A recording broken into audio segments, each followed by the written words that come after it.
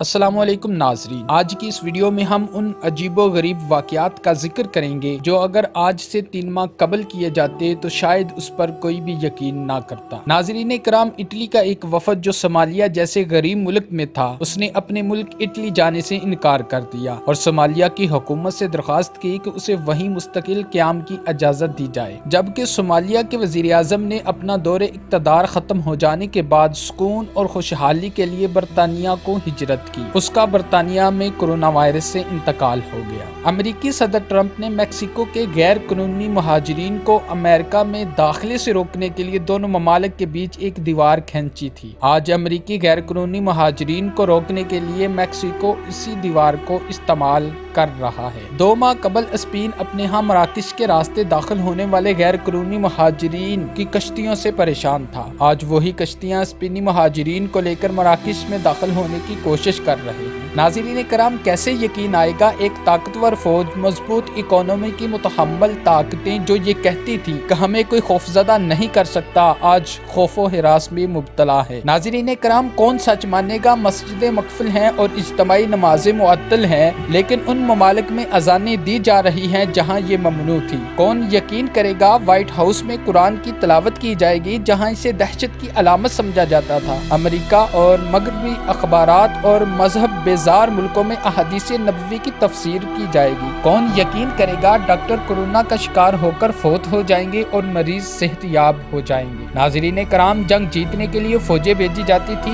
وہیں آج انہیں بچانے کے لیے محاذ جنگ سے الگ کیا جا رہا ہے۔ جو ڈاکٹر قدرتی طریقہ علاج کے خلاف تھے، وہی آج اپنی پیشہ ورانہ ناکامی کے بعد اس وبا کے علاج کے لیے قدرتی طریقہ علاج کی تلاش میں ہیں۔ ناظرین، اگر یہ تمام باتیں آج سے 3 ماہ قبل کی جاتی تو ہم میں سے کوئی بھی اس کا یقین نہ کرتا۔ کہو تعریف اس اللہ کے لیے جس نے تبدیل نہ ہونے والی چیزوں کو تبدیل کر دیا۔ اے اللہ، ہمارے حالات بدل دے، انہیں ہمارے لیے بہترین۔ اے اللہ، ہمارے دلوں کو بدل دے، انہیں اپنے راستے کی طرف موڑ دے۔ اے ہمارے مالک، میں پناہ چاہتا ہوں نعمتوں کے بعد محرومی سے، خوشحالی کے بعد بدحالی سے، امیری کے بعد غریبی سے اور ایمان کے بعد کفر سے۔ اے ارحم الراحمین، تو بڑا فیاض ہے اور تمام تعریفیں تیرے ہی لیے ہیں، بس ہم پر رحم فرما۔